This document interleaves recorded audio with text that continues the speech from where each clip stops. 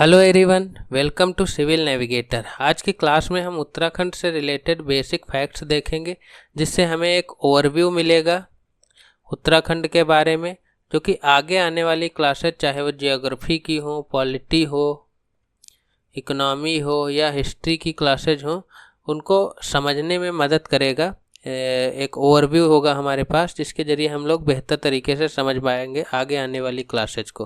तो देखते हैं सबसे पहले कुछ उत्तराखंड से रिलेटेड फैक्ट, जैसे कि ये 27th स्टेट के रूप में बना था। कब बना था? 9 नवंबर 2000 को इसका फॉर्मेशन हुआ था। तो ये दोनों फैक्ट याद रखने हैं आपको, क्योंकि इस पे क्वेश्चन पूछे जा चुके हैं, साथ ही साथ आगे आने की भी संभावना है। इसका अनाउंसमेंट किया था श्री HD देवगौड़ा जी ने 15 अगस्त 1996 को। लाल किले से जो स्पीच होती है प्रधानमंत्री की 15 अगस्त को, तब अनाउंसमेंट किया था इन्होंने उत्तराखंड राज्य के फॉर्मेशन के बारे में। इसको 1 अप्रैल 2001 को स्पेशल स्टेट का दर्जा दिया गया। ये 11th स्टेट है स्पेशल स्टेट का दर्जा पाने वाला। जो उत्तराखंड से रिलेटेड विधेयक था वो लोकसभा में 1 अगस्त 2000 को पास हुआ था, साथ ही साथ राज्यसभा में 10 अगस्त 2000 को पास हुआ था। इसके जो बिल था उसको साइन किया था श्री KR नारायणन जी ने, उस टाइम प्रेसिडेंट थे। कब साइन किया था? 28 अगस्त 2000 को साइन किया था। उसके साथ ही 9 नवंबर 2000 को स्टेट बन के तैयार हो गया। 31 दिसंबर 2006 तक इसका नाम था उत्तरांचल, जो कि 1 जनवरी 2007 से इसका नाम उत्तराखंड बदल के कर दिया गया। तो ये भी फैक्ट याद रखने हैं। इन सब पे क्वेश्चन पूछे जा चुके हैं और आगे आने की भी संभावना है, तो ये सारे के सारे आप लोगों को याद रखने हैं। उत्तराखंड जो बना था वो उत्तर प्रदेश से अलग होके बना था। पहले पूरा का पूरा उत्तर प्रदेश ही हुआ करता था, तो 13 डिस्ट्रिक्ट को अलग करके बनाया गया था उत्तराखंड। तो ये थे 13 डिस्ट्रिक्ट। कौन कौन से डिस्ट्रिक्ट हैं ये सारे के सारे आपको याद रखने हैं। एक तरह से आप इनको मैप को पूरी तरह से याद कर लीजिए, कौन डिस्ट्रिक्ट कहाँ पड़ता है, कैसा है शेप उसका, वो सब याद रखना है आप लोगों को, क्योंकि इस पे क्वेश्चन पूछे जाते रहते हैं। साथ ही साथ मैंने इसमें जो है ये देख रहे हैं, ये डिस्ट्रिक्ट के हेडक्वार्टर्स दिए हुए हैं, तो इनको आपको याद रखना है। उत्तराखंड की राजधानी जो है, स्टेट कैपिटल देहरादून है, वो ये रही। साथ ही साथ सबके हेडक्वार्टर हैं। इनमें 2 का ध्यान देने का योग्य है। चमोली इसका गोपेश्वर है, और वहीं ऊधम सिंह नगर का रुद्रपुर। बाकी सबके तो सेम है, तो ये दोनों को आप लोगों को याद रखना है। अगर स्टेट का शेप देखें तो एक रेक्टेंगुलर शेप का है, तो ये भी आपको याद रखना है। डिस्ट्रिक्ट से रिलेटेड क्वेश्चन आते रहते हैं। अगर इस बार 1/3 उत्तराखंड से ही आने वाले हैं, तो विशेष फोकस रहेगा इन चीज़ों पर। तो आपको ज्योग्राफी, पॉलिटी, इकोनॉमी, इनको बेहतर तरीके से तैयार करना है। साथ ही साथ डिस्ट्रिक्ट लेवल पे भी बेहतर तरीके से तैयार रखना होगा, तभी जो जा करके आप क्वेश्चन अटेम्प्ट कर पाएंगे। तो साथ ही साथ आपको ये पूरा का पूरा मैप याद कर लेना है, कौन से डिस्ट्रिक्ट हैं, कहाँ पे हैं। टोटल 13 डिस्ट्रिक्ट हैं। साथ ही साथ ये भी पूछा जा चुका है और आगे भी पूछा जाएगा कि कौन से डिस्ट्रिक्ट कितने डिस्ट्रिक्ट को टच करता है। अगर हम बात करें तो गढ़वाल सबसे ज़्यादा, ये है पौड़ी गढ़वाल, ये सबसे ज़्यादा 7 जिलों को टच करता है, 7 को टच करता है, इतना कोई भी नहीं करता है। तो हम इस पर क्वेश्चन भी पूछा जा चुका है। साथ ही साथ मैं देख रहा था कि रुद्रप्रयाग की भी बाउंड्री किस किस से लगती है, उसके बारे में भी, कितने ज़िलों से लगती है उसके बारे में भी पूछा जा चुका है। तो मैं एक छोटे सा ट्रिक याद करने की बताता हूँ, जिससे आप याद कर सकेंगे कि सारे डिस्ट्रिक्ट कितने को टच करते हैं। ये रहा गढ़वाल, सबसे ज़्यादा को टच करता है पौड़ी गढ़वाल, ये तो याद ही होगा सबको। साथ ही साथ अगर हम चमोली की बात करें तो ये 6 जिलों को याद टच करता है, और वहीं अल्मोड़ा जो है ये भी 6 जिलों को टच करता है। उसके बगल में बागेश्वर है, ये 3 को टच करता है, और जो दोनों तराई डिस्ट्रिक्ट हैं ये 2-2 को टच करते हैं। जैसे ऊधम सिंह नगर नैनीताल और चंपावत को टच करता है, हरिद्वार, देहरादून और पौड़ी गढ़वाल को टच करता है। बाकी जितने डिस्ट्रिक्ट हैं वो सब 4 से बाउंड्री, 4 अन्य डिस्ट्रिक्ट से बाउंड्री बनाते हैं। तो ये याद रखना है, कभी भी पूछ सकता है। हालांकि आप एक मैप तैयार कर लें बेहतर तरीके से, तो और आसान हो जाएंगी चीज़ें कि किन किन डिस्ट्रिक्ट से कौन सा टच करता है। आप बेहतर तरीके से ऐसे क्वेश्चन का आंसर दे पाएंगे। साथ ही साथ ये भी पूछा जाता है कि कौन से डिस्ट्रिक्ट हैं जो किसी अन्य राज्य या अंतर्राष्ट्रीय सीमा नहीं बनाते हैं। तो उनमें से एक तरह टिहरी गढ़वाल, दूसरा है रुद्रप्रयाग, तीसरा है ये बागेश्वर और चौथा है अल्मोड़ा।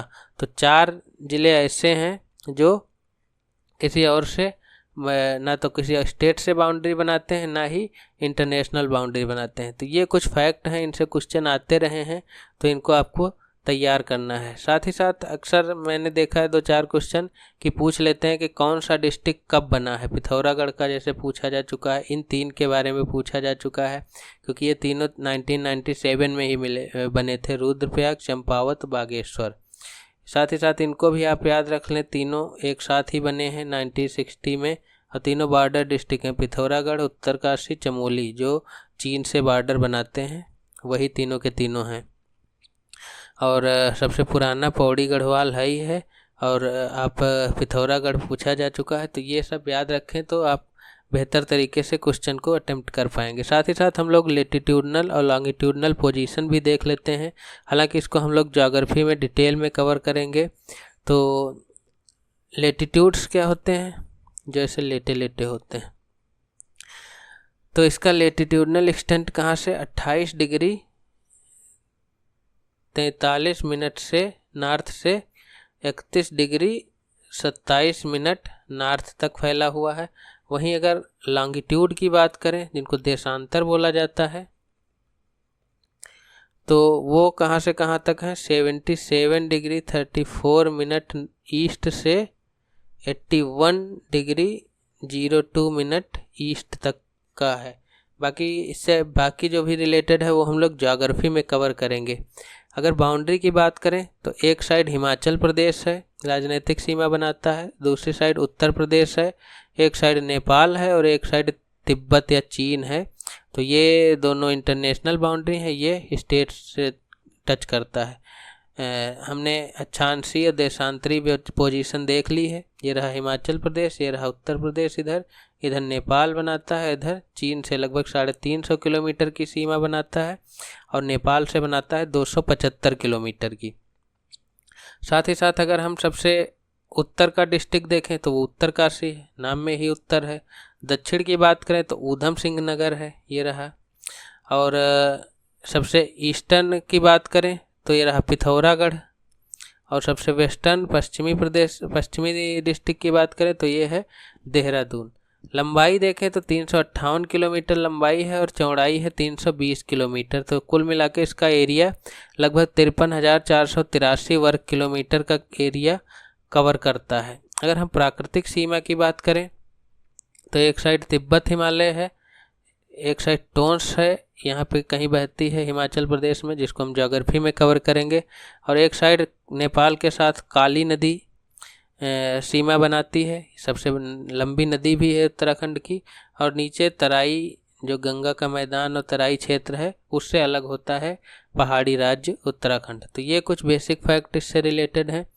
अगर बात करें मंडल की, डिवीजन्स कितने हैं, तो 2 डिवीज़न में बटा हुआ है। एक है गढ़वाल मंडल, जिसका हेडक्वार्टर है पौड़ी गढ़वाल, और दूसरा है कुमाऊं मंडल, जिसका हेडक्वार्टर है नैनीताल। अगर ज़िलों की बात करें तो इसमें 7 ज़िले आते हैं और कुमाऊं मंडल में 6 ज़िले आते हैं। कौन कौन से हैं ये याद रखना है, PCUBAN, ये हो गए हमारे कुमाऊं के।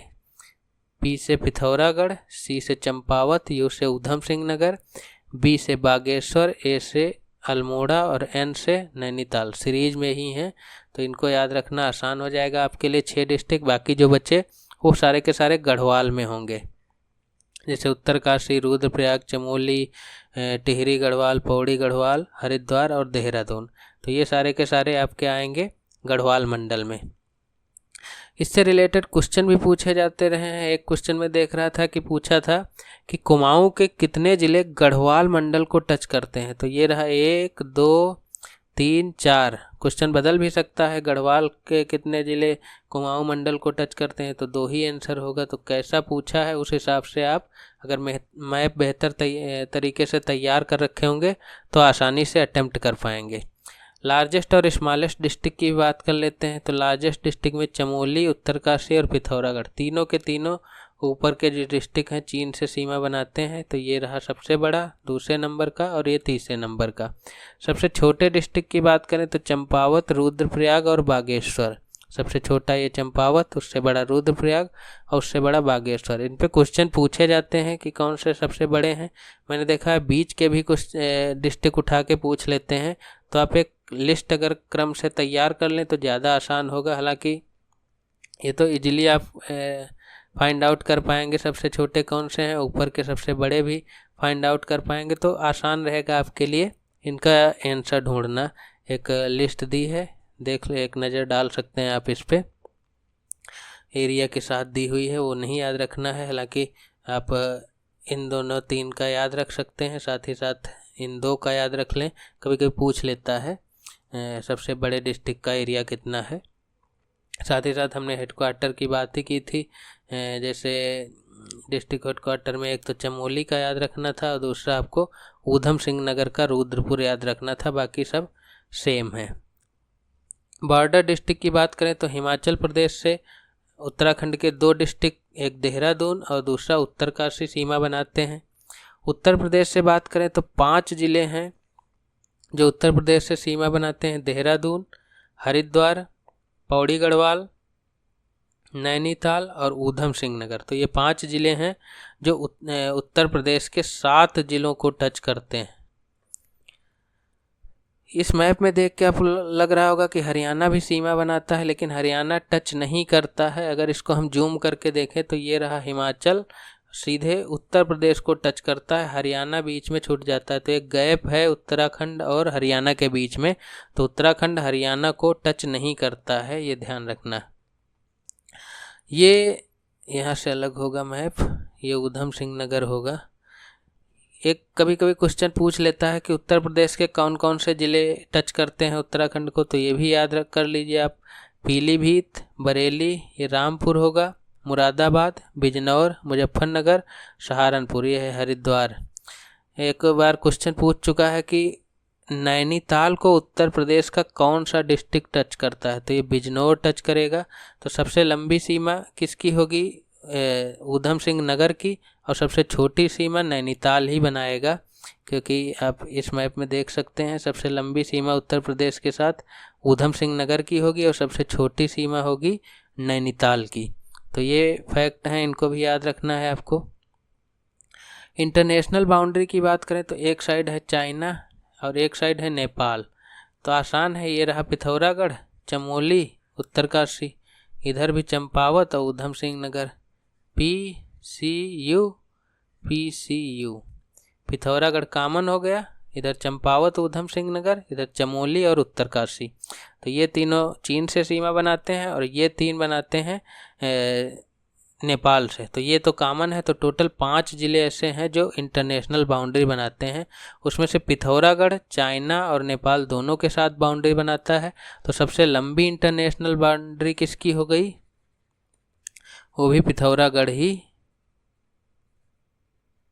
होगा। तो ये फैक्ट याद रखने हैं आपको। सबसे छोटी किसकी होगी, ऊधम सिंह नगर की, जो नेपाल से टच करता है। स्टेट एम्बलम की बात करें, स्टेट सिंबल की बात करें तो ऐसा कुछ दिखता है स्टेट सिंबल। ये 3 हिमालयन पीक दिखाई गई हैं और साथ ही साथ ये 4 गंगा की लहरें दिखाई गई हैं। तो ये कुल मिला के बनता है एक उत्तराखंड का सिंबल।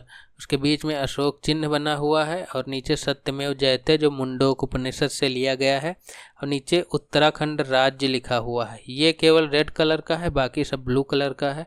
तो ये स्टेट एम्बलम के बारे में आपको ये जानकारी ध्यान रखनी है। अगर स्टेट बर्ड की बात करें तो है हिमालयन मोनाल, लोफोफोरस इम्पीजेनस, ये इसका बायोनॉमिकल नेम है। साथ ही नेपाल, हिमाचल प्रदेश नेपाल का राष्ट्रीय पक्षी है और हिमाचल प्रदेश का स्टेट बर्ड राज्य पक्षी है। इसका फेवरेट फूड जो है कंदमूल और पोटैटो, सबसे फेवरेट इसका पोटैटो है। इस पर क्वेश्चन भी पूछ चुका है, इस पर भी क्वेश्चन पूछ चुका है, इस पर भी क्वेश्चन पूछ चुका है। तो ये तीनों आपको सारे के सारे फैक्ट याद रखने हैं। साथ ही साथ इंसेक्ट, पोटैटो और कंदमूल खाता है। कहाँ पाया जाता है, 2500 से 5000 मीटर तक की ऊंचाई पे पाया जाता है, ये भी पूछा जा चुका है। तो ये भी फैक्ट आपको याद रखना है। ये नेस्ट नहीं बनाता है, घोंसला नहीं बनाता है। हालांकि ये अंडे जो देता है वो ऐसे ज़मीन पे दे देता है या पत्थरों के बीच में गैप ढूंढ के वहाँ पे अंडे दे देता है। तो ये रहा नेस्ट नहीं बनाता है, ऐसे ही अंडे देता है। ये रहा डाफिया, ये रहा मोनाल, दोनों हैं एक ही। ये मेल है तो मेल को डाफिया बोला जाता है। ये बहुत सुंदर होता है, देखने में मोर जैसा ही, इसीलिए इसको हिमालयन मोर भी बोलते हैं। कलंगी भी होती है इसके सिर पे मोर जैसे। और ये होती है फीमेल, तो इसको मोनाल बोला जाता है। तो डाफिया नर को बोला जाता है और मादा को मोनाल बोला जाता है। तो ये फैक्ट याद रखने हैं आपको इससे रिलेटेड। अगर हम इसके कंजर्वेशन स्टेटस की बात करें तो ये शेड्यूल 1 पार्ट 3 में रखा गया है। किसके? वाइल्ड लाइफ प्रोटेक्शन एक्ट जो है हमारा 1972 का, उसमें। और IUCN की अगर हम बात करें तो IUCN की रेड लिस्ट में ये लीस्ट कंसर्न में आता है। नाम लोफोफोरस इम्पिजिनस याद रखना है। स्टेट एनिमल की बात करें तो एल्पाइन मस्क डियर है। ये देख रहे होंगे, इसके सींग नहीं होती हैं, 2 दांत निकले होते हैं बाहर बड़े बड़े वैम्पायर जैसे, और इसके खुर होते हैं, 2 खुर होते हैं चारों पैरों में, और छोटी सी पूंछ होती है, बहुत छोटी सी, और बहुत छोटे साइज के होते हैं। इनसे कस्तूरी प्राप्त की जाती है। मेल जो होता है उसी से कस्तूरी प्राप्त की जाती है, मेल से। फीमेल में कस्तूरी नहीं होती है।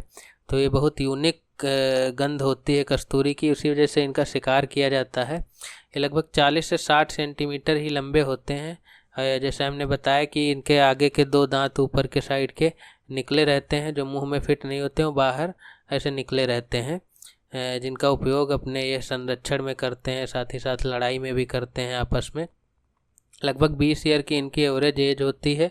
3600 से 4400 मीटर की हाइट पे पाए जाते हैं। 4 स्पीसीज पाई जाती हैं। वेट की बात करें तो 10 से 20 किलोग्राम का होता है। जेस्टेशन पीरियड की बात करें तो 6 मंथ, गर्भकाल जो इनका होता है 6 मंथ का होता है। ये जो लेटेस्ट सेंसस अवेलेबल है उसके हिसाब से 276 बचे थे, अब पता नहीं कितने हैं, क्योंकि बहुत दिन से इनकी सेंसस नहीं हुई है। तो ये इंडेंजर्ड कैटेगरी में आते हैं क्योंकि बहुत कम बचे हैं। तो IUCN की जो थ्रेटेंड की इंडेंजर्ड कैटेगरी होती है उसमें ये हैं, इनको याद रखना है। नाम क्या है इनका? अगर बायोनोमियल नेम की बात करें तो मॉस्कस क्रायोसोगैस्टर, मॉस्कस क्रायोसोगैस्टर इनका नाम है, याद रख सकते हैं आप। इनको बचाने के लिए प्रयास भी किए गए हैं, जैसे कि आस्कोट वाइल्ड लाइफ सेंचुरी जो पिथौरागढ़ में है वो इन्हीं के लिए बनाई गई, इन्हीं के बचाने के लिए। चमोली में कांचुला खर्क में प्रजनन केंद्र और अनुसंधान केंद्र भी है। महरूड़ी में भी एक अनुसंधान केंद्र बनाया है इनके बचाने के लिए। स्टेट ट्री की बात करें तो बुरांस इनका स्टेट ट्री है। बहुत खूबसूरत जब फूल आते हैं एकदम बहुत अच्छा लगता है देखने में, जैसा कि देख पा रहे होंगे आप। तो यह है बुरांस का ट्री।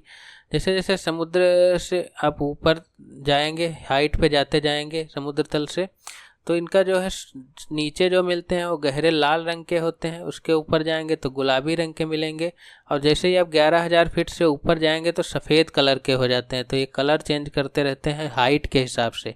एवरग्रीन होते हैं, रोडेंड्रॉन होते हैं, इनका बायोनोमियल नेम रोडेंड्रॉन आर्बोरियम है।